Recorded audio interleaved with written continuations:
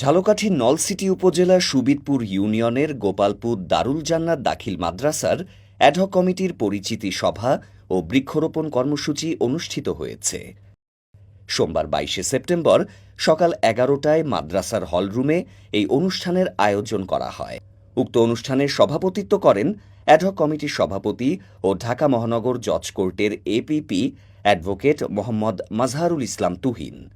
সভায় বক্তব্য দেন বাংলাদেশ সুপ্রিম কোর্টের আইনজীবী ও নবগঠিত অ্যাডহক কমিটির সভাপতি অ্যাডভোকেট মাজহারুল ইসলাম তুহিন, মাদ্রাসার সুপ্রিনটেন্ডেন্ট মাওলানা ফরিদ আহমদ, সুবিদপুর ইউনিয়ন বিএনপির সভাপতি মোহাম্মদ শহীদুল ইসলাম, যুবদল নেতা মোহাম্মদ জাকির হোসেন লিটন, যুবদল নেতা শহীদ তালুকদার, ঝালকাঠি পৌর স্বেচ্ছাসেবক দলের সদস্য সচিব মোহাম্মদ শামীম মৃধা, পৌর স্বেচ্ছাসেবক দলনেতা মোহাম্মদ রাসেল, কাঠাখালী সরকারি প্রাথমিক বিদ্যালয়ের প্রধান শিক্ষক মোহাম্মদ বাবুল শিকদার প্রমুখ। প্রধান অতিথির বক্তব্যে অ্যাডভোকেট মাজহারুল ইসলাম তুহিন বলেন, আমার ওপর অর্পিত দায়িত্ব যথাযথভাবে পালন করার চেষ্টা করব। এলাকার মানুষ ও অভিভাবকদের সহযোগিতা পেলে গোপালপুর দারুল জান্নাত দাখিল মাদ্রাসা উপজেলা শ্রেষ্ঠ বিদ্যাপীঠে পরিণত হবে।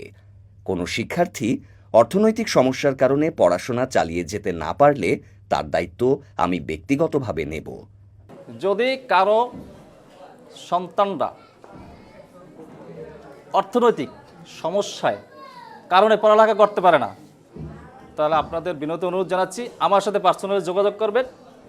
আমি শুধু স্কুল বা মাদ্রাসার যে খরচটুকু এইটুকু আমি বহন করব। অনুষ্ঠানটি সঞ্চালনা করেন সুবিদপুর ইউনিয়ন জাতীয়তাবাদী ছাত্রদলের সাংগঠনিক সম্পাদক মোহাম্মদ সাগর হোসেন।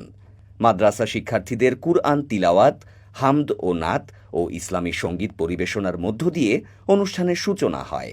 পরে বৃক্ষরোপণ কর্মসূচি সম্পন্ন হয় এবং দোয়া ও মোনাজাতের মাধ্যমে অনুষ্ঠানের সমাপ্তি ঘটে।